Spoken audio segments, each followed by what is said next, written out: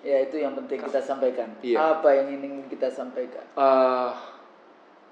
Selama sistemnya seperti sekarang, Ya, betul.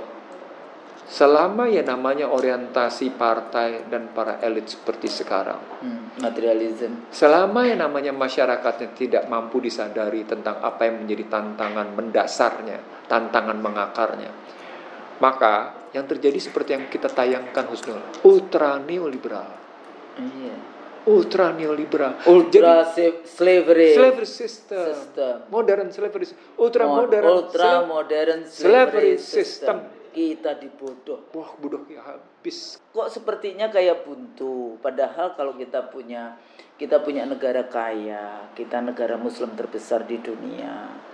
Ya, mesti banyak pemimpin-pemimpin non formalnya, kayak tokoh-tokoh agamanya luar biasa. Tapi seluruh persoalan proses politiknya kok mengarahnya pada kehancuran bangsa dan negara ini.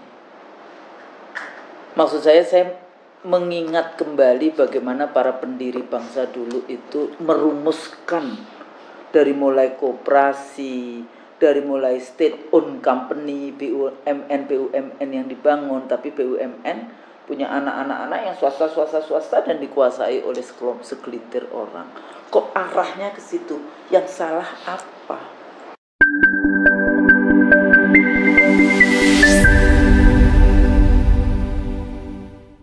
Bismillahirrahmanirrahim. Assalamualaikum warahmatullahi wabarakatuh. Waalaikumsalam. Alhamdulillah kita bisa dialog lagi dengan Dr. Ihsanuddin Nursi seperti biasa, Bang Nursi. Ya.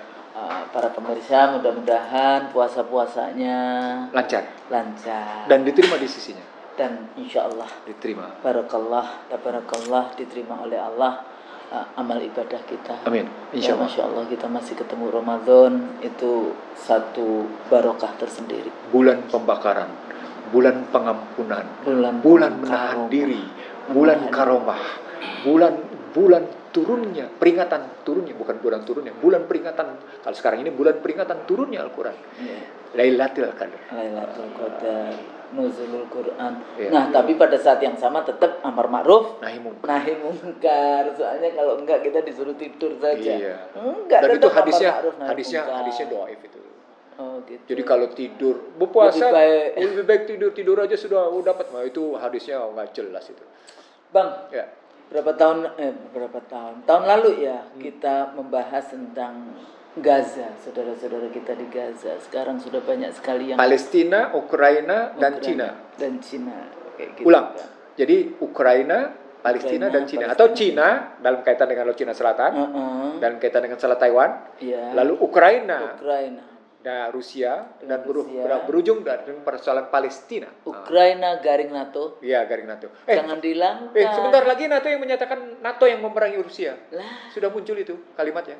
Kita berapa tahun yang lalu baru mulai kita katakan ini bukan hanya cuma sekedar perang Ukraina versus Rusia versus Ukraina, tapi Ukraina garing NATO versus Rusia, gitu ya. Dan ada negara Eropa yang menyatakan kami punya perangkapan senjata yang tidak pernah kami pakai, maka kami akan membantu Ukraina. Kenapa? Karena Ukraina dalam beberapa hal terdesak oleh Rusia. Terus yang paling bukan menyedihkan, itu udah barbar kayak gitu ya, bagaimana rezim Zionis Israel gitu ya di dalam membunuh rakyat Palestina, genocide yang Masya Allah Afrika Selatan membawanya ke ICC ya, dan kemudian 3 kali di Security Council Amerika masih tetap veto. Jadi nggak bisa untuk ceasefire saja, nggak bisa di dalam konteks itu. Nah ini juga bagaimana Barat di satu sisi mempropagandakan human right, di satu sisi mempropagandakan tentang keadilan ini, tapi kelihatan banget kan apa yang mereka lakukan semuanya di dalam rangka Anda ngomong human right, kalau nggak pro dengan dia ya tetap saja nggak peduli. Do what I say, don't do what I done. Nah, jadi standar double standar. Bukan. Multiple standar. Waktu itu kan kita sudah gunakan istilah itu. Multiple suite. Double standar. Jadi bagaimana Barat melakukan itu. Makanya kalau kita bahas tentang Orientalism, bagaimana bukunya Edward Said tentang covering Islam, bagaimana media Barat melihat tentang kita. Tapi alhamdulillah juga, masya Allah, dengan penguasaan media-media konvensional oleh jaringan Yahudi, boikot yang dilakukan selama ini kayak gitu ya, dengan gerakan-gerakan media sosial yang luar biasa, akhirnya itu juga membuka mata para civil society, para masyarakat di Barat sendiri, sehingga sebetulnya kalau kita hari ini hari Jumat tanggal berapa, besok pagi juga akan ada lagi demo ya, tanggal 9 sekarang. Dari tanggal 8. Jadi tanggal 9 itu juga akan demonstrasi lagi tentang Palestina ya. Setelah rakyat Gaza yang mengantri makanan yang sudah dilaparkan luar biasa, kita nggak bisa mengirimkan sumbangan makanan kita ke Gaza, juga direnseking, ditembakin yang sampai ratusan yang meninggal. Nah, tapi Bang, bukan kita melihat bagaimana kejamnya rezim Zionis Israel, tapi bagaimana sebetulnya global politik ya, geopolitik global politik kita hari ini ya. Indonesia baru saja selesai melaksanakan pemilu yang the liberal Machiavellian election atau fabricated election atau election electoral kudeta atau apapun lah terminologinya. Tapi kita tidak bisa dipisahkan dari yang namanya hegemoni global. Ya, di dalam konteks itu bagaimana demokrasi sebetulnya dari sejak awal dalam diskusi-diskusi kita katakan itu sebagai instrumen. Jadi kalau liberalism itu di politik muncul wajahnya demokrasi, di ekonomi muncul wajahnya kapitalisme, di sosial, di masyarakat muncul wajahnya menjadi individualism.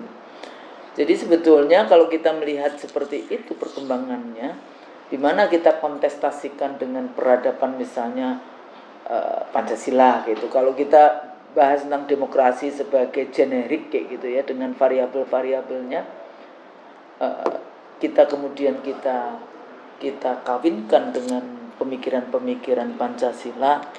Nah, tapi kan nggak ada sampai hari ini. Oke. Saya akan ngambil dulu cerita yang muncul di dekade kedua abad 21. Dekade kedua abad 21 ini yang paling mendasar adalah COVID yang sesungguhnya merupakan peperangan. Bioweapon istilah saya. Ini saya basiskan atau saya rujukan atau referensi saya adalah pada National Security Strategy of US 17 September 2002. Dalam konteks depopulasi. Dan itu pernah saya sebarkan dalam konteks depopulasi. Chemical or bioweapon ini dipakai memang dalam rangka proxy war. Jadi metodenya proxy war. Kalau terjadi kontak militer itu sesungguhnya cuma dalam rangka mengenerate ekonomi. Dia memukul tapi sekaligus mengenerate. Ada pihak yang dipukul, ada pihak yang generating gitu. Dengan vaksin, dengan macam-macam. Antara ini dengan vaksin, antara ini dengan IT. Vaksin IT ya. Nah, sekarang kalau kita ngelihat bagaimana tantangan Indonesia ke depan dengan pemilu yang sudah seperti ini gitu. Mari kita rumuskan dengan baik sekarang. Tantangan global kita apa? Tantangan regional kita gimana? Tantangan nasional kita kayak apa? Kita strukturkan seperti itu gitu ya. Tantangan internasional kita adalah kita dipaksa untuk tidak mampu menerapkan politik luar negeri bebas aktif. Tidak mampu, tidak bisa. Kita sudah kayak dikunci gitu ya dengan obor atau BRI, Belt Road Initiative, Poros Jakarta, Beijing. Pada saat yang sama juga bagaimana kekuatan Poros Jakarta Washington bisa saja kemudian nanti dua poros itu bersatu.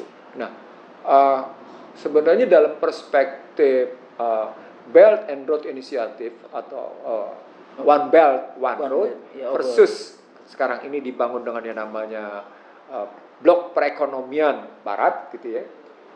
bisa dilihat dalam pertarungan apa yang sebenarnya enak kajiannya. Yang saya sebut sebagai kajian 6 wilayah. Kita pernah bahas connectivity war berbasis demografi, ingat ya? Iya. Ingat demografi ya? Ya, connectivity war berbasis, bukan connectivity war berbasis IT. Bukan, yang demografi itu banyaknya illegal migrant workers. Tapi itu juga karena kesalahan Barat sendiri. Ya. Karena melakukan Arab Spring. Ya, Arab Spring. Arab Spring mengakibatkan terjadi connectivity war. Tapi memang mereka mau mengobrak-abrik. Enggak, terpercik muka sendiri. Oh. Terpercik muka sendiri. Okay. Jadi connectivity on demographic base gitu ya. Akhirnya ada konsekuensinya yang harus diterima. Refugee. Iya, refugee. Ya, itu influx Syria ke Eropa. Bukan hanya Syria, kemana-mana. Enggak, maksudnya Syria ke Eropa yang kelihatan. Ya, kelihatan ya. Luar biasa itu kan. Nah, itu satu. Yang kedua, problemnya ini problem yang disebut dengan problem IT. Yang juga akhirnya melahirkan connectivity. Yeah. Lahirnya juga akhirnya perang. Jadi bisa dilihat pada semiconductor war. Yeah. Itu pernah kita sebut juga. Perang cyber, perang semikonduktor, perang kabel laut maksud saya. Perang satelit, gitu kan? Jadi ingat apa yang dilakukan oleh Houthi. Potong itu kabel-kabel di bawah laut. Itu yang kena siapa itu? Ya, saya nggak tahu itu begitu potong-potong kabel laut itu banyak lah karena sekarang ini Cina. Maksudnya Houthi dia bisa deteksi. This is UK, this is United States. Pastilah Israel. United States. Pastilah Israel. Enggak, maksudnya kabel-kabel itu loh. Iya, pasti ke sana. Tapi kalau kapal Indonesia sih lewat dibiarkan. Jadi kalau Houthi motong kayak gitu itu sebenarnya dalam rangka memutus infrastruktur laut, infrastruktur kabel laut. Jadi, kan dua tadi. Jadi kalau kita bicara tentang ICT war, itu maka konteksnya bisa semikonduktor, bisa kabel, bisa satelit. Satelit itu makin kuat-kuatan transmitting, kuat-kuatan menjangkau daya jangkau, kuat-kuatan memberikan informasi tentang bagaimana footprint dari kondisi di itu. Gitu ya. Itu kekuatannya di situ. Nah, di dalamnya sekaligus ini menarik nih Husnul. Apa? Quantum computing. Apa itu quantum computing? Saya mengistilahkan bagaimana model yang dibangun oleh Barat dengan model pendekatan multidisiplin. Jadi kita kalau saya melihat debat 5 capres, dia belum sampai pada pendekatan quantum computing, belum pada pendekatan multidisiplin. Bahwa satu masalah harus bisa didekati dengan multidisiplin. Dia cuma bahas tentang gimana bikin pabrik HP. Nah, dia nggak paham bahwa dengan ini itu semua yang namanya finance, global finance, global semua sekarang misalnya apakah data-data penduduk Indonesia, database penduduk Indonesia itu ditaruh di luar negeri, diambil Alibaba atau diambil siapapun, dalam konteks itu hasil pemilu juga oleh Alibaba dan sebagainya. Ini nggak ada pemikiran bagaimana nanti diintercept dan akhirnya diubah-ubah. Itulah yang terjadi sebetulnya. Jadi itu yang pertama tadi soal mengobrak-abrik ya jadinya ya. Computing, quantum computing. Nah, siapa saja yang tidak mampu melakukan pendekatan quantum computing, melakukan pendekatan multidisiplin berbasis big data, pasti ketinggalan, pasti kegulung. Pasti kegulung. Saya jamin. Saya ulang, siapa saja, negara mana saja yang tidak mampu melakukan pendekatan multidisiplin atas situasi, atas current isu ya, maka dia pasti akan digulung oleh situasi. Dan itulah apa yang kita sebut sebagai VUCA, disrupsi. Jadi demografi yang tadi connectivity war, yang kemudian dengan ICT, finance juga, ini investasi. Jadi ikut Husnul. Jadi ketika bicara demografi itu karena ada investasi. Ya, demografi, ICT, ketemu finance. ICT, iya. Ketemu finance, ketemu global climate change. Iya, betul. Ketika ketemu global climate change, One Health on digital currency. Lalu di situ ikutnya berikutnya apa? Global climate change itu ketemu dengan transisi energi. Oke. Nah, di situ ributnya. Ujungnya One Health kan isu kesehatan ya. Nah, jadi semua isu berarti ya di dalam konteks itu isu lingkungan, atas nama lingkungan, atas nama kesehatan, tapi semua sekarang dikuasai kan ini. Iya. Ada sentralisasi dunia. Nah, isu yang keenamnya adalah tarikan orang ke dalam isu dari bagaimana multipolar, dari tadinya kan unipolar, bergeser ke multipolar. Unipolar sebenarnya hiperpolar. Yang sekarang udah hiperpolar, lalu kemudian uni, lalu kemudian multi, lalu sekarang menjadi antara bipolar, bilateral, semuanya status begitu. Nah, poinnya dari konstruksi penurunan deglobalisasi istilahnya, poinnya satu sebenarnya, Husnul. Apa itu? Tiap negara bangsa itu mempertahankan dirinya masing-masing. Tapi negara bangsa bagaimana yang bisa mempertahankan dirinya masing-masing? Negara bangsa yang punya marwah. Jadi itu dignity. Nah, di situ kita bicara tentang situasi internasional itu begitu, Husnul. Maka cerita tentang Ukraina Rusia atau NATO Rusia, cerita tentang Palestina Rusia, Palestina Amerika, Zionis gitu ya. Zionis Israel plus komplisitnya UN dan US dan UK. Iya, mau tidak mau termasuk Prancis dan Jerman. Ya, tapi walaupun Prancis dan Jerman tidak terlalu intens lagi karena mereka menganggap ini genosidanya sudah keterlaluan gitu. Oke. Lalu tadi yang berikutnya setelah kita lihat Palestina, Israel, berikutnya tinggal kita lihat juga statusnya di sini. Laut Cina Selatan. Laut Cina. Dan yang saya takutkan keinginan membuat jalur-jalur bawah laut nanti IKN sampai penguasaan Indonesia Timur yang sangat kaya sudah dilakukan, Husnul. Jadi bukan takut, sudah terjadi, sudah dilakukan. Persoalan pokoknya adalah saya pernah bilang ini pertarungannya luar biasa. Jadi di mana posisi kita? Kalau saya bilang in the middle of nowhere. Saya terusin dulu, Snor. Jadi kalau dalam konstruksi internasional jawabannya di mana posisi kita sebagai in the middle of nowhere, maka saya bilang tadi jangan teriak-teriak lagi politik luar negeri bebas aktif. Siapa yang itu? Menlu kita? Karena dalam saya orang HI. Nah, ini saya mau buktikan. If you don't have a value ya kayak gini. Iya. Nah, saya ingin ngejawab sebagaimana peristiwa yang terjadi kemarin di KTT ASEAN Australia. Jawabannya bisa kelihatan. Nah, sebelum sampai ke situ, cerita tentang bagaimana Palestina, Israel, Ukraina, Rusia, Cina dengan Amerika dengan beberapanya. Maka sebenarnya bisa kita lihat bahwa sedang terjadi pergumulan blok-blok perekonomian.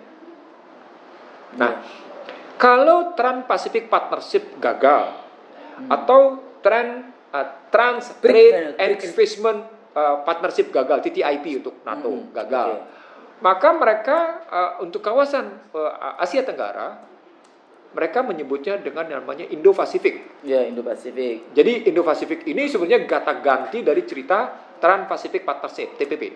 Maka dibikinlah Indo-Pasifik. Indo-Pasifik ini sebenarnya kalau dalam tudingan Cina, saya ulang ya, dalam tudingan Cina kelanjutan sustainability hegemoni Barat. Atau mereka bahkan tegas-tegas menyebut sustainability atau kesinambungan hegemoni Amerika di Asia Tenggara. Ya. Itu tudingan Cina. Ya kan memang sejak Perang Dunia Kedua kan memang hegemoni Asia Tenggara kan memang lebih dekat dengan hegemoni Barat. Bukan, ASEAN sendiri lahir karena Amerika. Iya, ASEAN maksudnya. Iya. Jadi latar belakang gitu ya. Nah, lalu kalau kita ngelihatnya begitu, maka Cina menjawab dengan tadi kan Indo-Pacific Economic Forum gitu ya. Maka Cina ngejawabnya dengan Regional Comprehensive Economic Partnership.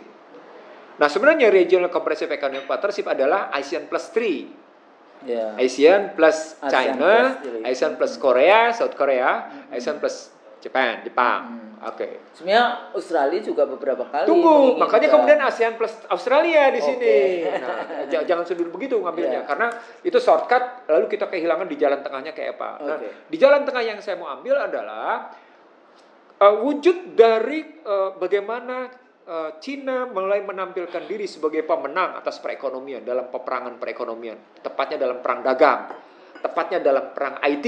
Kan industri IT-nya Cina dibongkar-bongkarin tuh, gitu ya. Di Australia, di New Zealand, di Kanada, di Uni Eropa dibongkar-bongkarin, Huawei maksud saya. Cina tidak boleh pakai Android, gitu kan? Cina dilarang bikin sini semuanya. Udah, dibangun semuanya. Lalu dampaknya lebih dalam adalah dari situ yang saya bilang perang semikonduktor, perang cyber. Sekarang mereka. Itu lawannya Facebook. Dan itu kemudian TikTok di Amerika di beberapa tempat dilarang, di-ban. Sekarang TikTok. Di kita kan TikTok nggak boleh jualan. Nggak ada gunanya, tetap aja tuh. Iya, jualan juga. Nggak ada gunanya. Kita itu cuma omdo. Iya, udah. Nah, lalu kalau kita ambil dari perspektif seperti itu, maka kata kuncinya dalam konstruksi tadi kan ada 6 masalah tuh. Yeah. Kata kunci di finance sesungguhnya 2. Yang pernah kita bilang sebagai de-dolarisasi. Kapan tuh kita bicara? Ketika tahu nggak de-dolarisasi, ada kawan kita yang dari Malaysia, dia ini sangat appreciate. Kita duluan saya bicara. Maksudnya anggota parlemen di Malaysia. Iya. Nah, de-dolarisasi itu sesungguhnya menggambarkan perang wujud peperangan pada 24 Agustus 2015 yang saya sebut sebagai Black Monday, yang di dalamnya melahirkan kesadaran tentang pentingnya menihilkan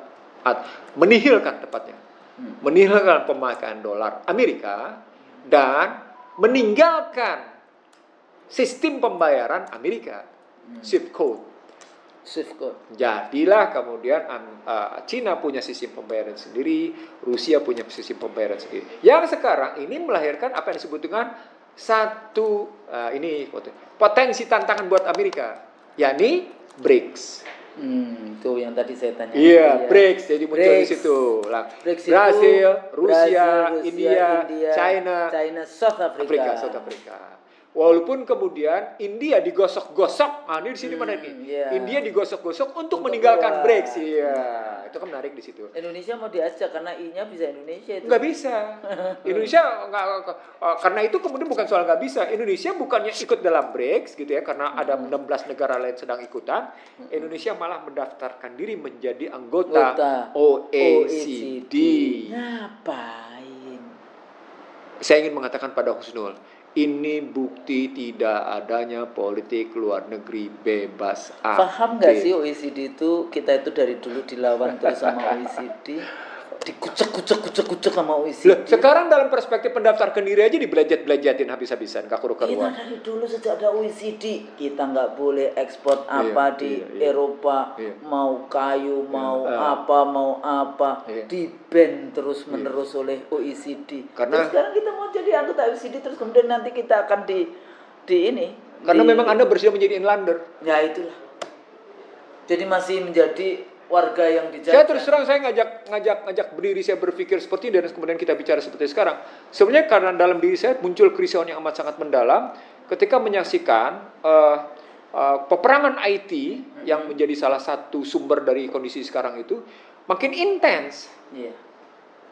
Pada saat yang sama makin intens soal kemungkinan digital currency.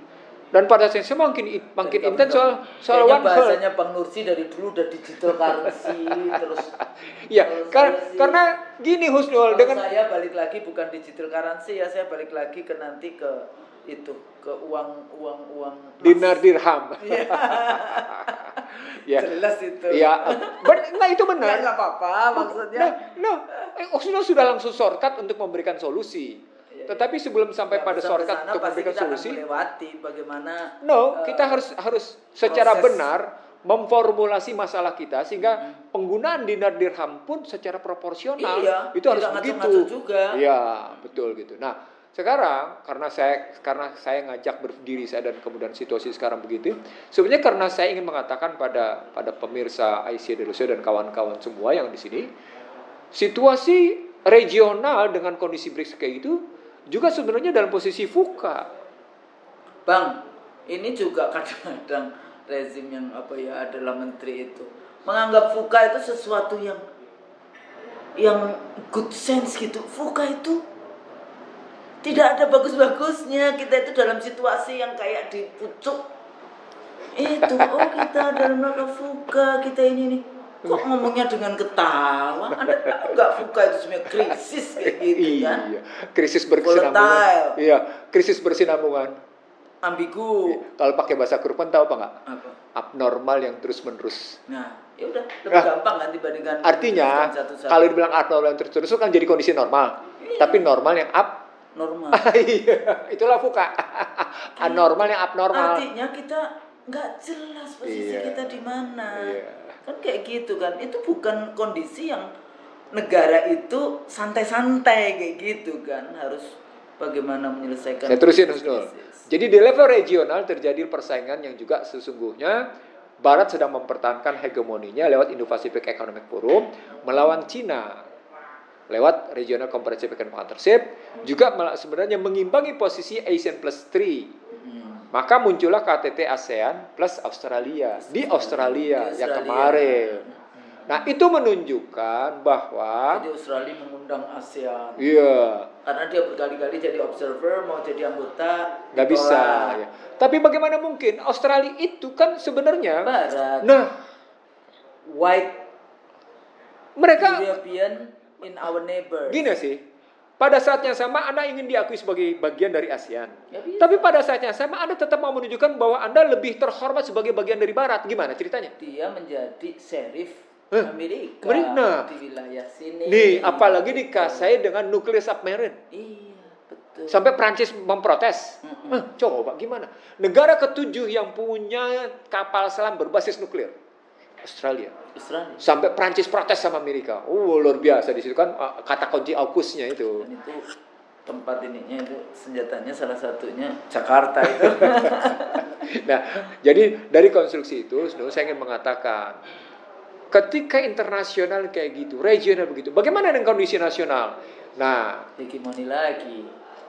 Itu makanya saya menggunakan satu kalimat yang tidak pernah saya ubah. Paling tidak belum pernah saya ubah. Maafkan saya kalau saya terpaksa ada orang menuding saya sebagai apa ya? Wis gak apa-apa lah, dengan tudingan biasa saja. Biasa saja. Saya ingin mengatakan begini Husnul. Ya, itu yang penting kita sampaikan. Iya. Apa yang ingin kita sampaikan?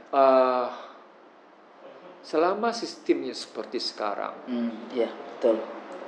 Selama yang namanya orientasi partai dan para elit seperti sekarang, materialism. Selama yang namanya masyarakatnya tidak mampu disadari tentang apa yang menjadi tantangan mendasarnya, tantangan mengakarnya, maka yang terjadi seperti yang kita tayangkan Husnul, ultra neoliberal.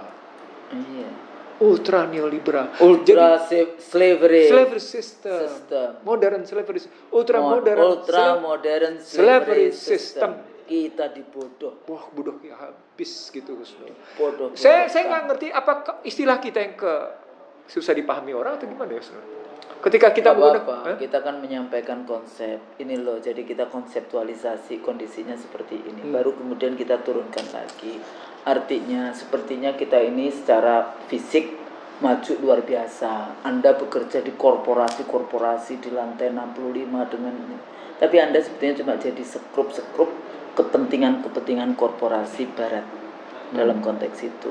Nah, sekarang ditambah selain Barat ternyata rezim kita juga bergandengan tangan erat, semua pembangunan dikonekkan dengan obor atau BRI kan, seperti obor dianggap negatif, BRI dianggap lebih positif karena di situ ada inisiatifnya. Tapi lagi-lagi yang terjadi migrasi tenaga kerja baik legal maupun connectivity war. Dengan investasi bank, bener nggak sih? Setiap kali kalau saya berhadapan dengan mereka yang berada di jabatan-jabatan itu mengatakan, kenapa kita suka dengan investasi Cina? Karena Cina itu ngasih uang cash. Bener? Enggak. Saya tahu bang. Jadi caranya begini ngelihatnya. Kalau dibilang Cina kasih uang cash, tidak mungkin yang namanya proyek kereta api cepat itu cost overrun. Akhirnya APBN masuk. Iya, tidak mungkin. Sekarang kita terusin. Kalau memang Cina itu memberikan uang cash, tidak mungkin yang namanya semua smelter nikel itu mestinya melahirkan manfaat atas lokasi setempat. Tapi justru kenapa kemiskinan makin meluas di dalam? Karena kekayaannya dikeruk habis-habisan dan dibawa habis-habisan. Itu bicara nikel. Atau lebih lanjut sekarang. Kalau kita memang benar dalam konstruksi Cina seperti itu, mestinya listrik kita tidak terus-menerus naik. Karena sejumlah power plant itu Cina. Padahal batu baranya dari... Lihat coba proyek yang dibuat di bawah SBY tentang 10.000 megawatt fast track. Ya, fast track. Ya, fast track. Yang kemudian juga tidak baik-baik banget, punya masalah, dan untuk menumbuhkan lagi akhirnya mereka dapat uang lagi. Berapa kali mereka dapat? Jadi mau yang ngomong tuh pakai data gitu loh. Bongkar deh itu 10.000 megawatt era SBY. Bagaimana Cina di situ? Bongkar deh. Bagaimana juga kemudian proyek 35.000 sekarang megawatt. 35.000. Iya. Yang 10 giga gimana, yang 35 giga gimana gitu. Saya ingin mengatakan gimana negara kita kondisinya ekonomi politiknya? Sekarang saya tanya balik. Semua kekayaan dirampok kayak gitu ya, dibagi-bagi, dikapling-kapling, tapi kemudian dibawa keluar. Oke, pertanyaan berikutnya. Kapan Indonesia punya surplus perdagangan dengan Cina? Nggak ada. No. Artinya ketika Anda mengalami posisi yang sangat sulit untuk memperoleh surplus perdagangan dengan Cina, that is a part of the loser. Itu bagian dari bentuk Anda pecundang. Sorry itu saya. Ada video beredar, katanya Indonesia mau mengekspor padi, beras ke Cina. Benar. Ya. Tapi yang terjadi dibully itu sama siapa itu, mafia-mafianya ya. Jadi kalau soal beras itu benar nggak? Enggak, maksudnya gini loh. Kita aja setengah mati beras ini terus. Dengar Husnul. Ada petani Cina yang melahirkan bibit sehingga memproduksi padi luar biasa. Yeah. Dan menariknya si petani Cina tadi, saya lupa namanya, itu tidak ingin mendaftarkan hak patennya, hak milik intelektualnya. Apa dampaknya? Si petani tadi menjadi diundang oleh berbagai negara dalam rangka meningkatkan produktivitas padi di seluruh dunia. Maka Cina menjadilah negara yang punya produksi padi berlebihan.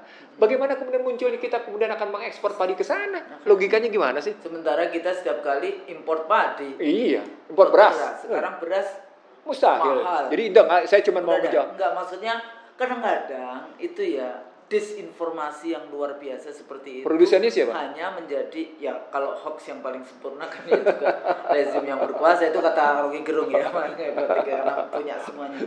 Enggak, maksud saya mimpi politik itu yang memang yang dijual adalah hoax. Tapi maksudnya hoaxnya itu bukan kemudian rekayasa yang nggak ada. Kalau tadi Bang Nursi bahas datanya kayak gitu kan, kalau seperti itu kan merusak saja, bayar buzzer, bayar ini untuk merekayasa, padahal nggak ada. Jadi balik lagi Husnul ke dalam situasi bagaimana kita melihat kondisi nasional. Kita ambil dalam 5 indikator. Apa itu indikator? Indikator pertama, mari kita bicara tentang seberapa jauh bangsa ini mampu mengintegrasikan, mengkomprehensifkan relasi signifikan antara sumber daya manusia, sumber daya alam, dan sumber daya buatan. Waduh, pertanyaan berat kali ya. SDA, dan SDB. Bagaimana mengintegrasikan? Buatan ini kan inovasi, kemampuan intelektual kita dalam mengelola apa yang sudah Allah berikan kepada kita. Basisnya, modal kan kita diakui kita punya brandware bagus, tapi ternyata kan software kita berantakan, hardware kita berantakan. Maka pertanyaan besarnya, bagaimana merelasikan secara signifikan, sumber daya manusia, sumber daya alam, dan sumber daya buatan untuk kepentingan kedaulatan ekonomi Indonesia. Bisa nggak ngejawab kira-kira? Sorry to say Husnul. Revolusi lagi. Tahu dia jawabannya. Itu indikator pertama tuh. Saya jadi saya nggak usah bilang, indikatornya nanti indikator konkretnya pada kemiskinan, pada pengangguran, pada Gini rasio, pada Human Capital Index, gitu kan ukurnya begitu ya? HDI. Enggak lagi ditinggal itu. Bukan lagi Human Development Index, Human Capital Index, HCI. Bukan lagi Human Development Index, tapi Human Capital Index. Nah, ketika mereka masuk ke dalam Human Capital Index, saya tanya balik, boleh dong? Social Capital Index Anda gimana? Ukurannya kan gampang. Bangsa yang terbelah. Bukunya Bang Nursi, bangsa yang terbelah. Kita dibelah-belah, nggak karu-karuan. Hubud dunianya juga nggak karu-karuan. Tadi Husnul udah bilang tadi. Sekolahnya nggak. Tadi Husnul sudah bilang. Dalam konteks sosiologi, maka yang terjadi Human Capital Index tadi adalah individualisme. Maka Social Capital Indexnya ambruk seambruk-ambruknya. Walaupun pada saat yang sama, pada saat COVID, beberapa survei internasional mengatakan Indonesia adalah orang-orang yang memiliki kepedulian, generous untuk sharing. Tapi itu kan kelompok yang punya iman, yang punya ini kan sebetulnya. Kalau lihat lagi lebih mengerucut lagi di mana posisi-posisi itu. Itu kan dalam rangka membobokan Indonesia. Nggak, tapi ini dari Korea. Enggak, saya setuju. Dia nggak apa-apa dibikin kayak gitu. Ya alhamdulillah. Tapi itu masih ada. Generous society. Jadi kayak ada di dalam masyarakat yang kering kerontang ada oase gitu loh. Yeah. Bang, sebetulnya kita masih punya modal itu karena masih ada kelompok yang. Saya setuju, tapi problemnya adalah dia tidak mampu menyelesaikan akar masalah. Kenapa? Karena leadershipnya problemnya tadi yang saya bilang. Ini tadi bukan negara yang generous, kelompok yang ada di masyarakat. Iya. Oke, kita terusin ya. Kalau kita bilang situasinya dia tidak diukur oleh persoalan kemiskinan, dia tidak diukur oleh soal pengangguran, dia tidak diukur oleh Human Capital Index, dia tidak diukur oleh Gini rasio, gitu ya. Dia tidak diukur oleh namanya tingkat pendapatan per kapita, gitu. Maka dia sesungguhnya itu kan output ukurannya Husnul. Iya, betul. Maka sebenarnya kita harus mengukur dulu pada posisi ukuran pada apa yang saya maksud sebagai ukuran input. Ukuran input tadi yang saya bilang. Bagaimana Anda mampu menarik relasi signifikan? Gini loh, bahasa sederhananya. How to make a strategic plan is really good gitu loh. Karena planning itu sebetulnya planning yang benar dan pener dan bener kalau orang Jawa bilang pener lan bener itu sebenarnya 50% keberhasilan sudah. Betul sekali. Tapi kalau planningnya memang bagaimana caranya mensiasati, bersembunyi di balik pasal-pasal untuk kelompok kepentingan. Itu justifikasi sendiri. Rasionalisasi itu. Nah, akhirnya cuma rasionalisasi. Iya, justifikasi rasionalisasi. Begitulah. Dan saya tahu Husnul tidak mau menjadi intelektual yang merasionalisasi dan menjustifikasi. Menjadi intelektual BO. Jadi itu yang pertama ya. Jadi bagaimana ngebangun relasi signifikan antara sumber daya manusia, sumber daya alam, dan sumber daya buatan. Oke. Yang kedua sekarang, bagaimana sebenarnya sumber daya manusia itu, gitu ya, mampu menunjukkan leverage-nya nilai-nilai kemanusiaan. Karena karena VUCA atau BANI atau disrupsi pada hakikatnya mendegradasi nilai-nilai kemanusiaan. Itu jawaban. Jadi kata kunci besarnya. Jadi terjemahan dari SDM, SDA dan SDB dikunci berikutnya. SDM yang melahirkan nilai-nilai kemanusiaan. Humanism. Usnul mungkin ingat era berapa tuh People Centered Development? Itu sih People Centered Development. Ya 90-an lah. 90-an betul sekali. Tapi sebenarnya mereka malu-malu kucing untuk mengatakan pada Human Centered Development. Dia cuma pakai people. Dia malu sebenarnya. Kenapa malu? Karena dia udah gagal. Tahu dia. Tahu kan MDGs gagal. Diganti SDGs sebentar lagi gagal. Karena dia tidak ada value yang konsisten, kongruen. Akhirnya dia ya kayak gitu karena dia cuma mengubah diksinya doang. Oke, berikutnya Husnul, setelah SDM-nya kita bicara begitu, maka pertanyaan besarnya, sampai seberapa jauh kita bisa melakukan restrukturisasi aset, baik potensial maupun real? Itu masalah besar Husnul. Itu masalah besar. Jadi konstruksi nasional itu harus dijawab dulu dengan pertanyaan-pertanyaan tadi, relasi signifikan 3 hal tadi, yang kedua bagaimana sumber daya manusianya, yang kedua tadi soal sumber daya manusianya, yang ketiga tadi soal restrukturisasi aset. Bang, ya. Kalau kemudian sekarang cantolannya itu undang-undang omnibus tenaga kerja, undang-undang investasi, nggak bisa. Undang-undang, nggak maksudnya bagaimana bisa? Iya, pasti. Tanah kita aja dikasihkan sampai 90 tahun, 190 tahun. Gimana? Nah, itu yang Freeport diperpanjang lagi berapa tahun itu? Ya itu aja 2040 tambah 20 lagi. Padahal 2020 sebetulnya sudah 2020 atau 2023 harusnya sudah selesai tanpa harus bayar 51% saham. Oke. Jadi tadi pertama tentang relasi signifikan antara SDM, SDA, SDB. Bang, tapi sebelum Abang ke sana, bagaimana sebetulnya cara dari restrukturisasi aset? Karena disinilah letaknya sebetulnya untuk mengurangi hutang-hutang kita kan. Buang ayat 4 pasal 33. Undang-undang dasar palsu. 2002 palsu. Buang, hapus itu. Ayat 4 yang dibuat oleh sejumlah ekonom. Ini banyak ya, itu yang namanya penyusupan hukum. Penyusupan pasal-pasal dalam hukum itu. Dan situ ya, kalau usnutannya kayak gitu. Tapi saya punya konsep saya tertulis lebih dalam dari itu, bukan cuma sekedar ayat. Itu kan lebih terinci lah.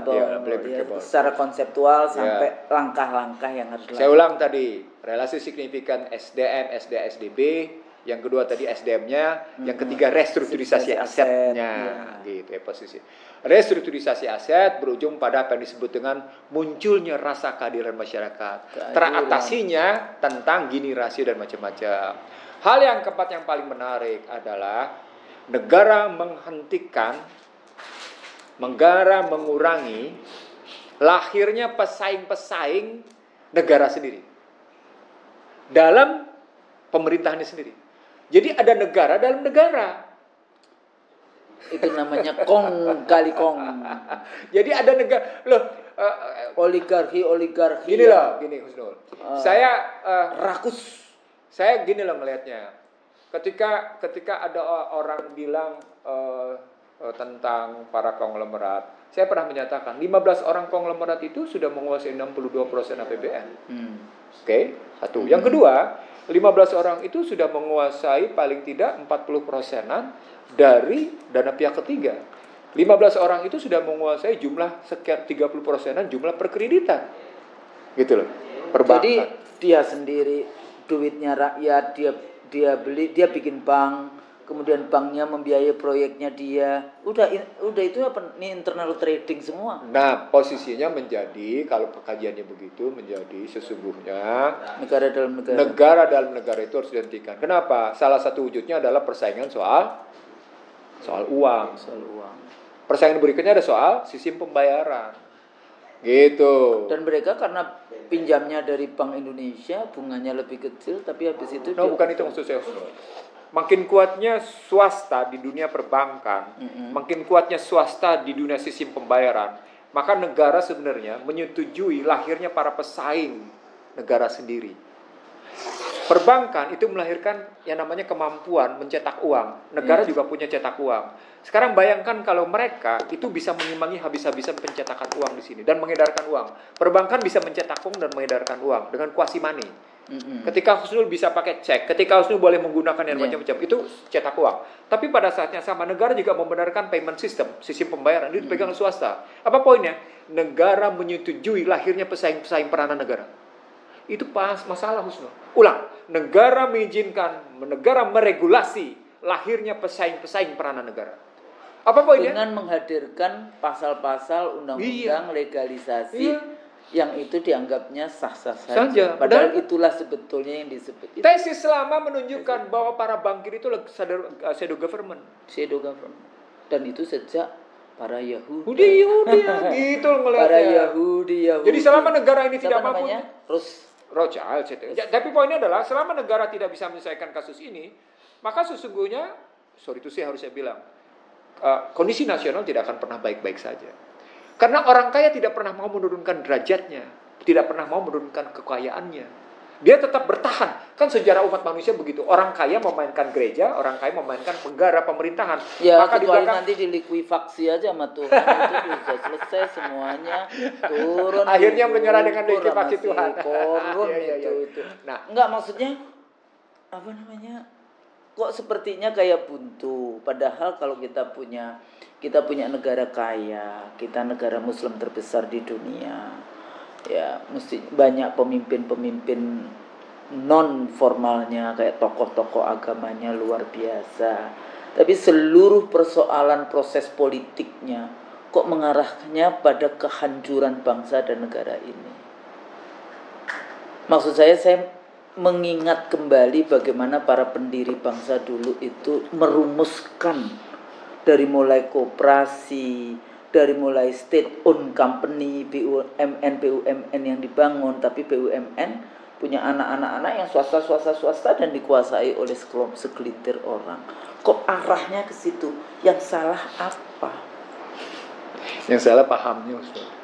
Tadi ultra neoliberal. Ya berarti memang di dalam paradigma yang dianut oleh mereka salah. Iya. Jadi baliknya ke situ. Dan Anda bangga menjadi kaki tangannya. Itu masalahnya. Ya karena penuh dengan materi. Sudah 4 nih Husnul ya. Tadi udah 5 lah. 4 baru. 4 Husnul. Jadi pertama tadi soal relasi signifikan SDM, SDB, restrukturisasi aset. Kemanusiaan, restrukturisasi aset. Kedua kan. Terus kemudian pembangunan berpijak pada kemanusiaan. Yang keempat tadi nih ceritanya negara dalam negara. Bagaimana menyelesaikan persaingan negara dalam negara. Itu ini penting sekali. Undang-undangnya memang memperkuat negara dalam negara. Karena mereka lah yang drafting dan kemudian kepentingan itu juga jadi bukan agregasi artikulasi kepentingan rakyat secara keseluruhan, tapi kepentingan yang sudah bayarin mereka dalam pemilu-pemilu. Pernyataan di kampanye kemarin itu buktikan ada negara dan negara. Sukses. Sejumlah konglomerat mendukung pasangan calon tertentu. Oh, itu kan negara dalam negara itu. Dia ingin mengatakan kekuatan ekonomi. Wah, itu dahsyat itu. Kami didukung ini. Dia nggak tahu habis itu dirampok semua kekayaan kita. Atau sudah dirampok? Bukan. Diambil? Bukan. Saya nggak punya kata-kata lagi di dalam menerjemahkan apa yang dilakukan oleh mereka. Dia tidak sadar bahwa sesungguhnya dia tidak punya apa-apa. Kelihatannya dia punya apa-apa, tapi sesungguhnya dia tidak punya apa-apa. Kan Husnul tadi mengutip tentang Korun kan? Iya, selesai sudah. Begitu mudahnya kita dijual dengan harga murah. Begitu mudahnya habis kayak gitu. Yang terakhir Husnul. Yang terakhir ini selain kita bicara tadi tentang menghentikan persaingan negara dalam negara. Gitu ya. Kita perbaiki yang disebut dengan hubungan masyarakat secara horizontal dan vertikal. Dalam konstruksi juga negara betul-betul sebagai negara hadir dalam rangka menegakkan kedaulatan rakyat. Apa poinnya? Memperbaiki sistem politik dan sistem hukum.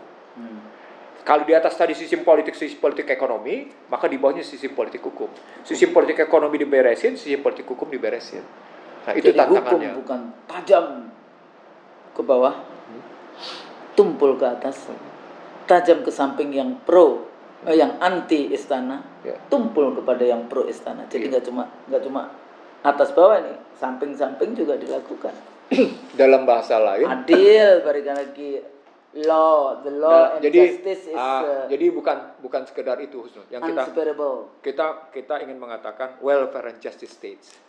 Welfare and justice states. Welfare and justice. Saya kira gitu Husnul. Negara yang mendapatkan rahmat dari Allah. Kan itu ya. Iya, saya kira begitu. Mudah-mudahan ini berguna untuk yang mendengarkan. Iya. Kalau yang nggak mau mendengarkan ya nggak apa-apa lah, Bang. Namanya juga banyak sekali kan yang lain. Saya banyak ngeluarin hal yang baru sih itu.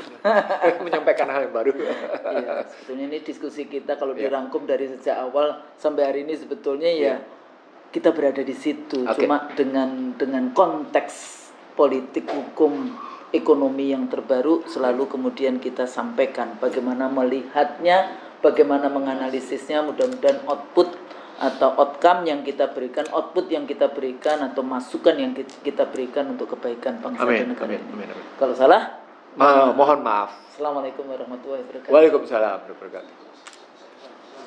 Kita salam. Tuh.